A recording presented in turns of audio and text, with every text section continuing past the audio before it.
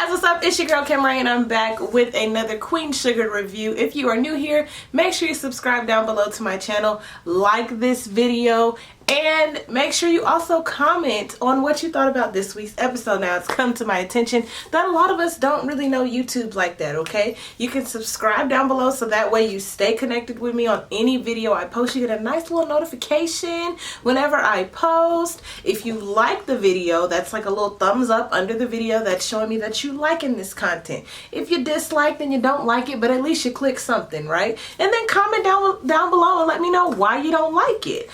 You can also follow me at all the links in the description box. That's on Twitter. I have a Facebook page for the brand Kim Ray Music TV and my Instagram page, which is back up. They finally fixed Instagram, clearly. Okay, so now that we got all that out the way, this is Queen Sugar Season 4, Episode number 4. We're just going to get right into it. It was a very thick episode. Lots of tears, lots of great acting chops, lots of great, oh my word, the audacity of these words, okay, coming out of these people's mouths. We got Aunt Vi with some type of PTSD going on. We got Hollywood trying to be there to support and love her, but it's not exactly what Aunt Vi needs right now. We got Ralph Angel, who is putting forth, you know, the extra effort of, I don't know if he created a program or a foundation, but he is allowing men and women who have just gotten released from jail to come work for him instead of, you know, being judged in the office space or judged in all these different places. Come work for me, you know, family owned, black man. I'm for you guys. I was in your position, so come work for me. So we got him doing that. We still got him dealing with this whole thing with not being Blue's dad and, you know, trying to figure out how to tell him that, because one of his employees, you know, one of the ones that been there for a while, he says that he's heard, you know, he heard about it, and he like commends him for being a father because his own biological father wasn't a father. This is something, like I said, very prevalent in the black community. So I don't know if Ralph Angel is looking at it the right way just yet. And the thing that annoys me about Ralph Angel is his lack of emotional intelligence.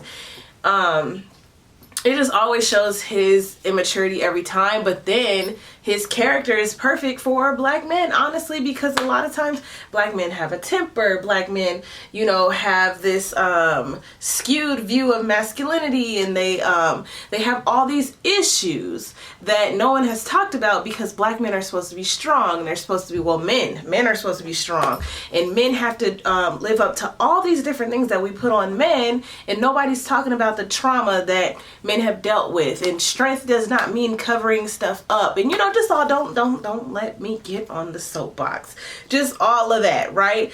So then we skip on to Charlie. Charlie has found out that the Landrys are planning to build a highway to some new business right over their land, okay? And of course this is shocking, jarring, because they had no clue. I mean, these people be moving all in the shadows, not letting nobody know a thing, and it's so annoying. So how about when Charlie goes to pay Miss Landry a visit, and she says, you know, 40 years ago you wouldn't have been able to just walk across this lawn however you please.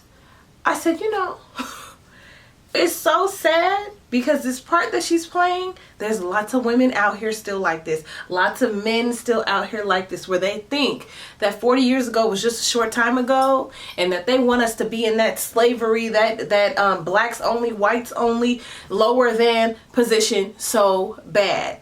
So bad.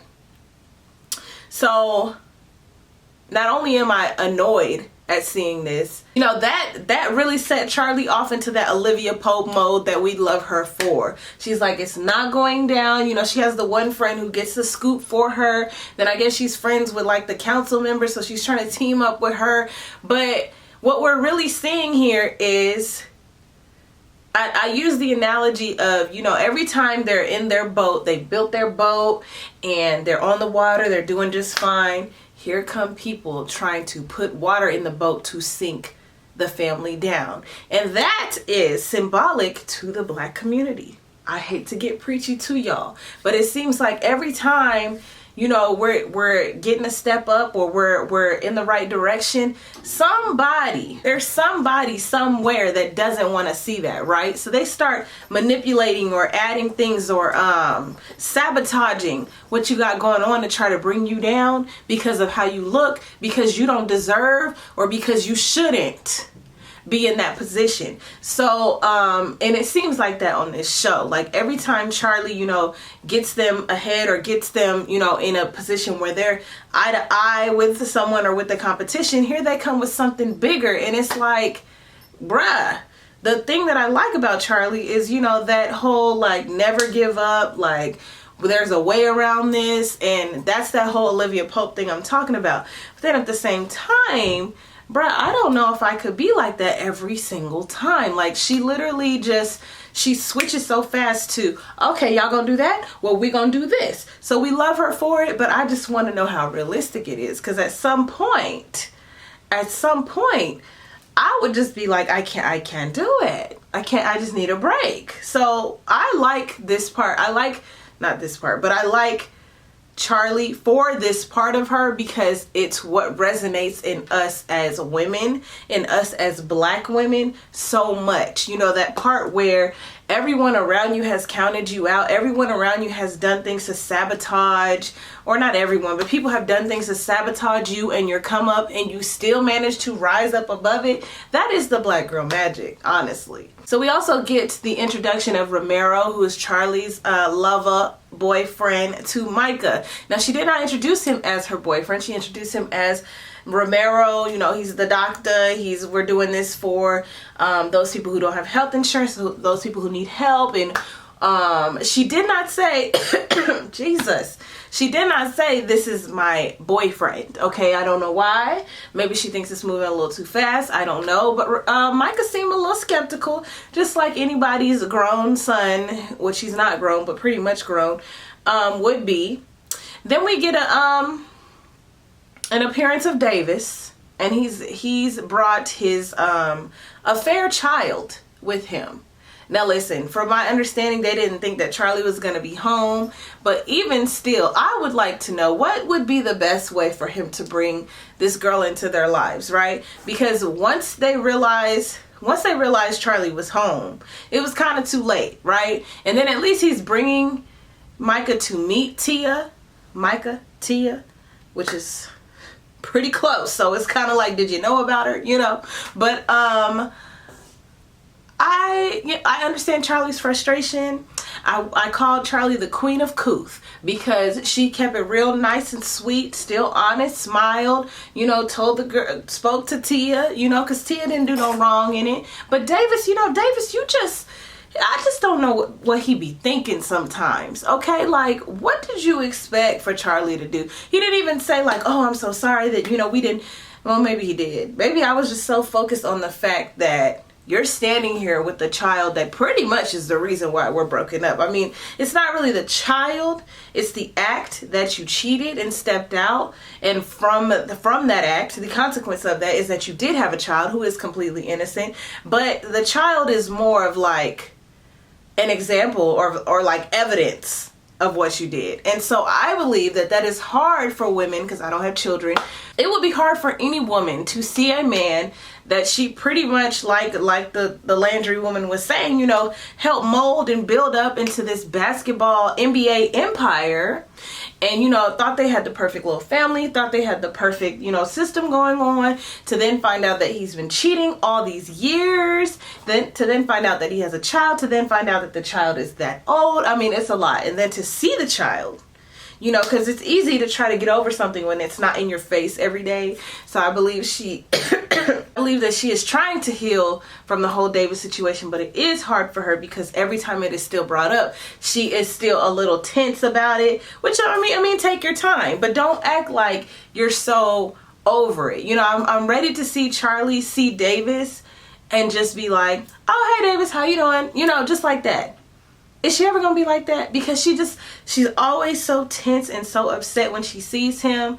And you know, she's still gotta heal. Trust me, I understand it. But at the same time, I want her to get to a place where they're co-parenting and his whole existence don't bother her, because this was a step in the right direction. But I just don't like how he can come around and just get her so out of character. I just be like, bruh, he's a loser. He's a loser, and clearly, I don't know if he wanted to pat on the back about retiring. I don't know if he wanted to say, like, I'm going to be around more. But he's a loser, and you have a winner now. Like, forget him. Okay, so let's see what else is in these Nizzouts. So Ralph Angel, I already talked about him. Nova. So Nova's having her book signing. You know, she's calling Aunt Vi. She's calling Charlie. She's calling Ralph Angel. She's getting the voicemail all episode long. Okay, and when the episode first opens up, she's talking to Micah about the book signing, you know, wondering if the family's gonna come.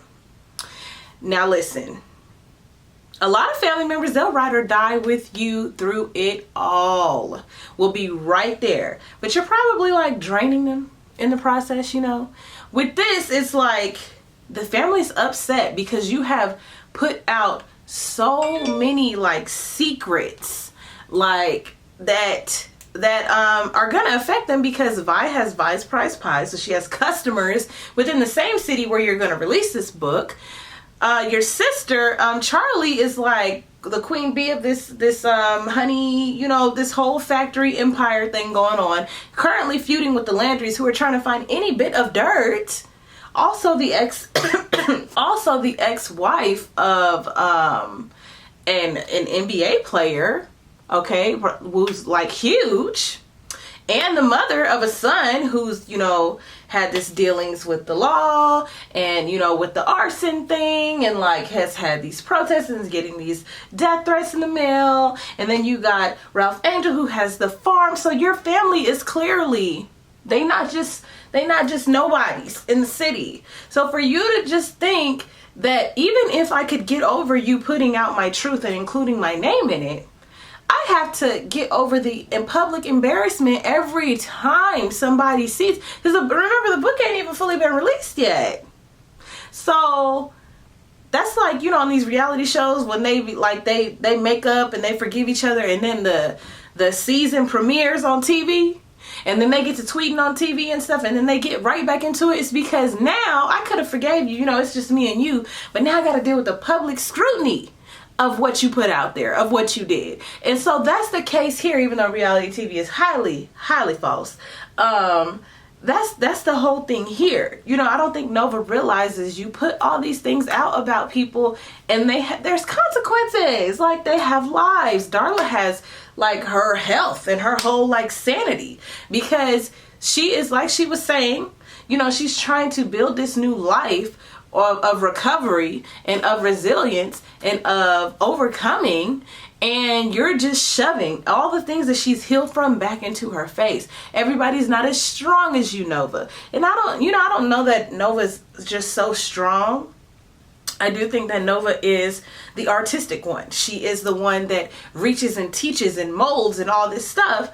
But at the same time, she's so rogue that her consequences are never on her mind, because she could just move on to the next thing. She don't have to be worried about, you know, my influence on children, because she don't have none. She don't have to be worried about, you know, what somebody thinks of her, because usually she don't care. But with it being her family, it's like there was no type of compassion or grace. So we're going to move on to this last part that she added at her book signing that I don't understand why she did it. Okay, I'm thinking when she gets up there and she's walking down them stairs, you know, which I never would have done. Walking down those stairs in heels in front of a crowd where all eyes on me. I can't, this knee is bad. Okay, but she gets up there and she decides to read an excerpt that has just been added. You guys get an exclusive. And she tells a story about these three white men who were, she was little, her and her dad were going fishing. He goes into the bait shop, and these three white men, you know, they're sneering and they're making remarks about her, about potentially sexually abusing her. And, you know, her dad obviously couldn't do anything because, you know, these are three white men. He's outnumbered. He's in the South. You know, that whole thing back in that time. So with that being said, she then describes, you know, when she sees her dad digging up some hole and putting like a body bag or a bag that like looked like it had body parts in it into the ground. And I'm like, did you just like tell that your daddy murdered people? Like, I'm just like, and then people are clapping, and then, you know, Micah looks like really taken aback. But nobody's thinking like, why did Nova think that that was gonna like vindicate her or make her feel like, okay, now my art is complete? Because she still didn't tell her own truth. She ended up telling her daddy's truth, and Vi's truth, and Charlie's truth, and Darla's truth, and Ralph Angel's truth. But not like, everybody on Twitter kept saying, what is she gonna tell about her affair with the married cop? I highly doubt it. Now, what would have benefited you, Nova, is if you would have said, you know, I forgot to add this excerpt to my book, but now I feel it very prevalent to speak up and say that I've added this part to my book. This is an exclusive for you all. Sometimes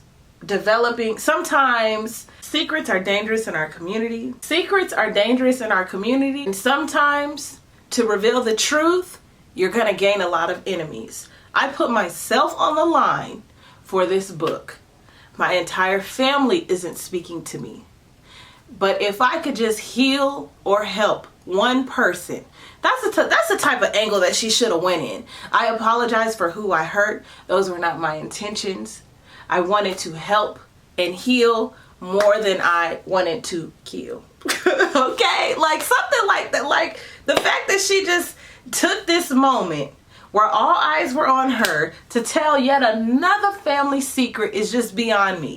It's just beyond me. You know, I'm trying to get behind her and understand, but they're not they're not offering too much of Nova's I guess perspective. Like, we're not in her head. We don't really understand her why. And she just keeps saying it's good for the community, it's going to help so many people. But I want to know why. Like, you felt that you had to tell every single person, because Darla's sobriety, that is something. Like, when she wrote up on her, you know, one of the writers was tweeting in the under the hashtag this week. Make sure you guys tweet with us under hashtag Queen Sugar and hashtag Gimme Sugar every Wednesday night. But she said that, you know, she talked to her. Y'all know that's Beyonce's stepsister. She talked to her, the girl who plays Darla, and she said, I want you to go Mama Lion on me, okay? And she did. She delivered. She's really feeling like, you know, why would you do this? And I'm trying to clean up my life. Did you not for once think about my son? And you know, in the upcoming previews, looking at how Blue is looking at Ralph Angel, I just was like, oh, my heart. I know it's just acting, but my heart. So I don't know. I don't know. So Vi said a couple things that kind of had me like, I don't know how I feel about this. She said that you don't have a right to what everyone holds in their soul. And then she also said that not all dark corners need light. You got to leave something for Judgment Day. Okay, something for you and the Lord to talk about on Judgment Day. I think it raises in question that whole theory of what's done in the dark comes to light. You know, a lot of us are told that coming up. Is it something that's said and written in the Bible? Is it something that just, you know, it's like something that parents say to children to kind of scare them from keeping secrets and doing things, you know, that they have no business doing? Probably a little bit of both. But when she said that, I just was like, you know, there's a lot of things that we do that God sees us and we're immediately like guilt stricken and he deals with us and then we go through what we're going through, but then we use that to testify to other people. I do believe that not everyone knows everything about you in your life except for the Lord. But I don't know if I feel like not all dark corners need light. Because if you leave a dark corner in your house dark, it could be dirty. That was a little humor for y'all. I'm just saying. Okay, this episode was Vi was crying. I mean, like that cry where she's like trying to bite the towel so nobody can hear while she's running the bath water. Hollywood looks stuck because he don't know, like, how do I help my wife? You know? And Aunt Vi ain't mentioned nothing about therapy, which is real because our people don't. Okay? And I want to know what she's gonna do. Because is she just gonna sit and sulk and just wait for it to pass? She's just gonna be angry and snapping on people? She's just gonna be hurt? Like, what is she gonna do? Charlie has refused to accept, you know, this budding relationship with Tia. I think that she's maybe only hurting herself because I feel like she is still hurt. She does still need to heal, but Tia ain't do nothing. It ain't Tia's fault, and she could be a great person. But honestly, that is hard to do. Hard to do, trust me. Just like when you have a parent and they have other kids that you weren't raised with, it's hard to do to reach out and connect to those siblings because you don't know them like that. You know what I'm saying? So, I don't know, y'all. I don't know how many more episodes of Queen Sugar we got, but it's been just, my heart just be turning while I'm sitting there watching. Y'all let me know down in the comments what you thought about this week's episode. I am Camaray, and this is Camaray Music TV. Make sure you follow all those links in the description box, and I'll see you guys next time. Bye.